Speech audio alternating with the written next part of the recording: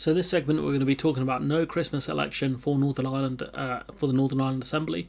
So there will be no election before Christmas, according to the Northern Ireland Secretary, which is Chris Heaton Harris. He said he would not call another poll until the deadline. He said he would not call another poll until after Christmas, which, despite the fact that he was, he claimed that he'd call one quickly before the deadline for the executive collapsed. But I guess now they will desperately try and get the DUP back in Stormont, which won't happen. The DUP have said they won't go back in until the protocol is gone. We know that won't happen. The law requires an election within 12 weeks of that 28th of October deadline, but it will not happen next month. Devolved government has not functioned since February because the DUP rage quit over the protocol and potentially Michelle O'Neill, Sinn Féin, being the largest party in Stormont, as she's the First Minister and Donaldson would be Deputy First Minister.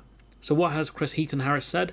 It has been expected that a poll could be held on the 15th of December, and electoral staff were preparing for that. But on Friday, Heaton Harris said, having heard people's concerns about the impact and the cost of a snap election, it would not take place ahead of the festive season. He said he would lay out his next steps in Parliament. He hasn't done so yet. And that his aim was in line with what the people of Northern Ireland deserved, the restoration of a devolved government. It sounds to me like the DUP have told him they'll carry on doing this, doing what they're doing, and that holding another election would be a waste of time. The DUP are holding out until the Northern Ireland Protocol Bill is passed, which is still in the House of Lords, so they have a while to wait for that. While you can almost feel the collective sigh of relief, the Northern Ireland Secretary's decision to scrap his December election plan is an early Christmas present for the political parties.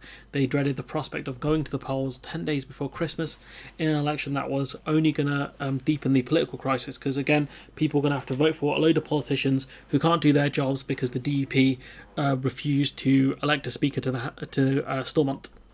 It's a hugely embarrassing U-turn for Chris Heaton Harris. Maybe Truss wanted a quick election, but Sunak does not. It's hard to know for sure. It could be the case that he was trying to threaten the DUP initially, but realises it's not going to work. So when might an election happen? Northern Ireland's Chief Electoral Officer, Virginia McVie, said she had been given no direction to plan for a post-Christmas election in January. Her staff had contingency plans for the 15th of December, but that's not going to happen. The latest that an election could take place within the 12-week period set by Westminster is the 19th of January, but that would require a campaign over Christmas. Instead, Heaton Harris may have to delay the new deadline by passing legislation. There might, I can see the holidays being a real drag on this, so passing some emergency legislation would make sense because there's not a lot of working days during the end of December and early January because of lots of holidays. Maybe having it at the start of February makes sense. So, why Stormont in crisis again? The most recent assembly in May resulted in Sinn Féin winning the most seats for the first time. This meant that Michelle O'Neill from Sinn Féin was entitled to be the role of First Minister. The DP was the second biggest party, but refused to nominate a Deputy First Minister, meaning governing executive for Northern Ireland could not be formed.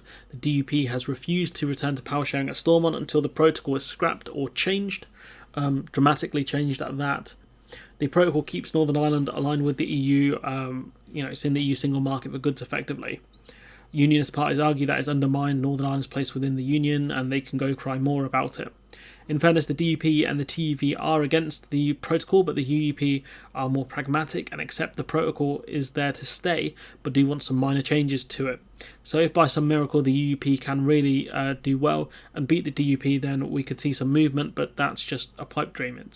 We're going to be stuck like this until the DUP realise the protocol is here to stay, and this is their biggest argument against reunification, but they're too dumb to see it. Anyways, I'm going to leave it there. Let me know what you think in the comments below. Like, comment, share, subscribe, support the channel on Patreon if you can, and hopefully I'll see you in the next one.